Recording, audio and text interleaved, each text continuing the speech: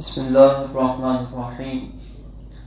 اللہ کی رضا پر راضی رہنے کا نام ہی بندگی ہے، اور جب بندہ اللہ کی رضا پر راضی رہتا ہے تو پھر اللہ تعالیٰ بندے کو مقام عطا فرماتے ہیں۔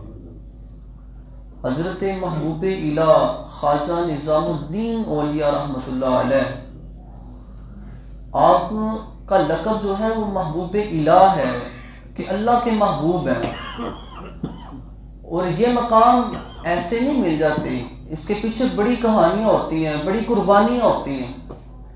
آپ کا نام احمد ہے، اور آپ کو حالت یتیمی میں بچپن میں ہی آپ یتیم ہو گئے تھے، تو جو آپ کی والدہ محترمہ تھیں وہ سود کاٹتی تھیں، جو پیسے مل جاتے وہ آپ کو لا کے تو کھانا وغیرہ کھلا دیتی۔ تو آتا ہے کہ ایک مرتبہ یوں ہوا کہ آپ کو پیسے نہیں ملے، ایک دن پیسے نہیں ملے، دوسرے دن نہیں ملے۔ حضرت خواجہ صاحب رحمۃ اللہ علیہ نے فرمایا ماں بھوک بہت لگی ہے، تو آپ کی والدہ نے فرمایا بیٹا ہم آج اللہ کے مہمان ہیں۔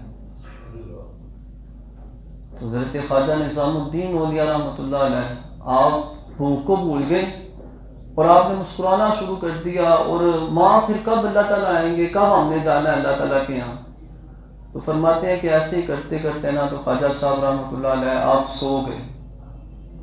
جب آپ سو گئے تو والدہ آپ کی تہجد گزار تھی، نیک خاتون تھی، اور رات کو سود کاٹتی رہیں، اور جب صبح ہوئی تو آپ کے لیے بازار میں وہ سود لے گئی، سود کو بیچا اور کھانا لے کے آئی۔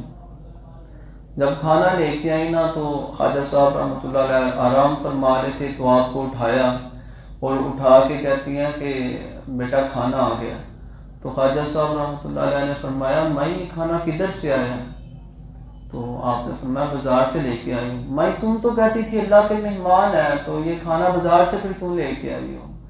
آپ نے فرمایا جب رب نوازتا ہے نا تو وہ وسیلے پیدا کرتا ہے، اس لیے میں بازار سے لے کے آئی۔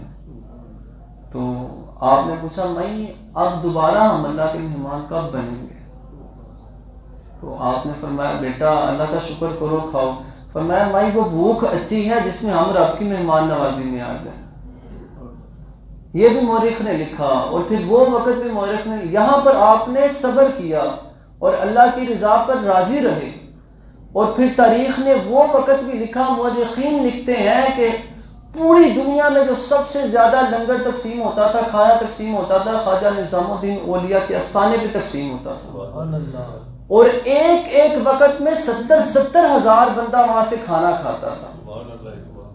وہ فرماتے ہیں نا ہم تو مائی کا کرم ہے کوئی سائی ہی نہیں۔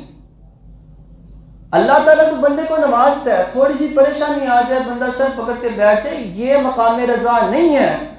مقام رضا یہ ہے کہ رب جو عطا فرماتے اس پہ شکر ادا کریں، اگر نہ عطا فرمائے تو اس کی حکمت کو سمجھیں کہ اس میں بھی اللہ کی کوئی بہتری ہوگی، اللہ تعالیٰ نے کوئی بہتری کیا ہے میرے لیے۔ اس وجہ سے ہماری پریشانیوں کا ایک عالم یہ بھی ہے کہ ہم اللہ کی رضا پر راضی نہیں رہتے۔ اللہ تعالیٰ ہمیں اپنی رضا پر راضی رہنے کی توفیق عطا فرمائے۔ الصلاۃ